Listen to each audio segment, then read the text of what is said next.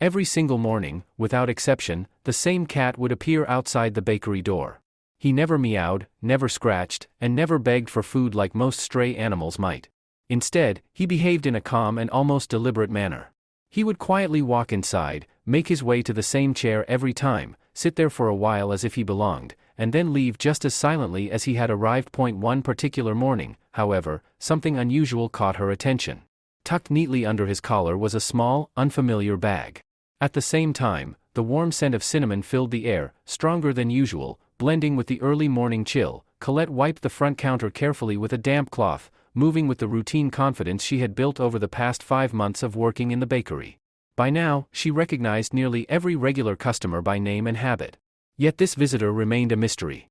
The cat had no known owner, no voice, and no order, yet he came every day at exactly 6:52 in the morning, never early, never late. He was a large, slow-moving cat with thick ginger fur streaked with soft white patches. His green eyes were striking, carrying a depth that felt almost human, as though he understood far more than he could express. He would sit patiently on the doorstep, completely still. He didn't beg or try to get attention, he simply waited, as if he had somewhere important to be. Colette often glanced at him and smiled warmly. "Good morning, Biscuit," she would say. She had given him that name herself about 5 weeks earlier. Since then, he had become part of her daily routine. Always at the same time, always in the same place, he would wait outside, then step inside, jump onto the third chair by the window, stay for around 20 minutes, and leave without making a sound. "He's back again," Nico, the young assistant baker, would say while carrying a tray of freshly baked rolls from the kitchen, steam rising from them every day, right on schedule. "Maybe he just likes the warmth," Colette replied thoughtfully. "Or maybe it's the smell of the bakery. Or maybe he's just lonely," Nico added with a grin. They laughed, but neither of them realized how far their guesses were from the truth. As the days turned into weeks, Biscuit became a quiet but beloved part of the bakery. Customers grew fond of him almost instantly. Children would gently pet him, scratching behind his ears. He never reacted negatively, no scratching, no hissing, only calm acceptance. After receiving attention, he would always return to that same chair by the window. Colette began noticing something peculiar.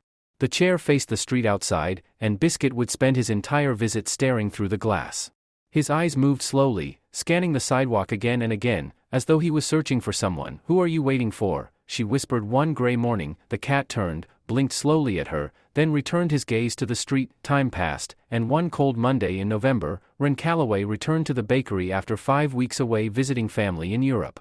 He entered as usual, but then suddenly froze. "Wait, that cat," he said, pointing. His face turned pale. "Where did he come from?" Colette shrugged.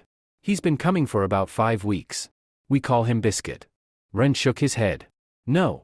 I've seen him before. That's Mr. Aldrich's cat." The room fell quiet. "Who's Mr. Aldrich?"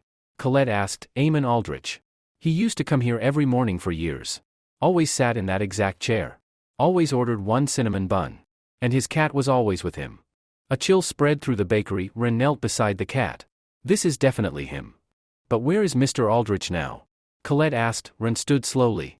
"I don't know. He just stopped coming one day, months ago." From that moment, Biscuit no longer seemed like just a stray. He felt like a memory, something left behind from a life that had quietly disappeared. Weeks passed. Rumors spread. Some said the old man moved away.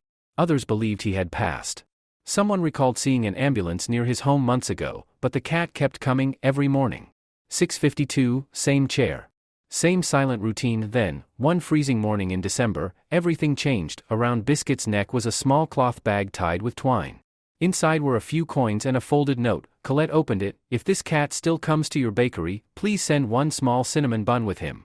I can't walk that far anymore. Please take the money."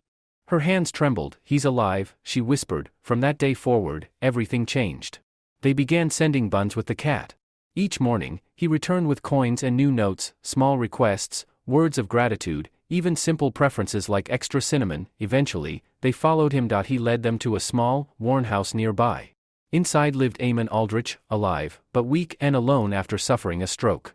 His world had shrunk to a few steps within his home, and yet, every morning, his cat kept their old routine alive. That simple act of loyalty changed everything. Colette visited him.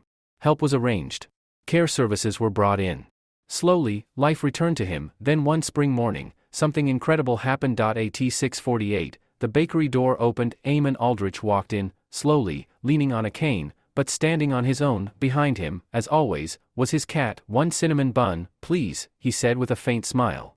"Extra cinnamon." The bakery erupted in joy, and from that day on, the chair by the window was no longer empty. The cat still comes every morning, as always. But now, he doesn't wait alone. Sometimes, the smallest act of loyalty can change everything, and sometimes, something as simple as a warm cinnamon bun can bring an entire life back from the edge of being forgotten.